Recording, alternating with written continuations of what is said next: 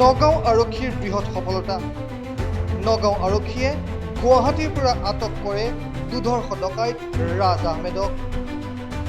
উল্লেখ্য যে 4 জানুৱাৰীত শিয়ালমাৰীৰ ইদুল চান্দ নামৰ এজন ব্যক্তিৰ পৰা নগদ 10,000 টকা, এখন টমটম আৰু এটা চিলিণ্ডাৰ ডকাইতি কৰি লৈ যোৱাৰ অভিযোগ উত্থাপন হৈছিল। ডকাইতিৰ পাছতে ভুক্তভোগীয়ে নগাঁও সদৰ থানাত দাখিল কৰিছিল এখন এজাহাৰ।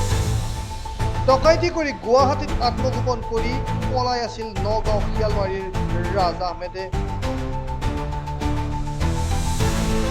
উল্লেখ্য যে পূৰ্বেও ড্ৰাগছৰ ব্যৱসায়ৰ লগত জড়িত থকাৰ অভিযোগ উত্থাপন হৈছিল এইগৰাকী ৰাজ আহমেদৰ বিৰুদ্ধে।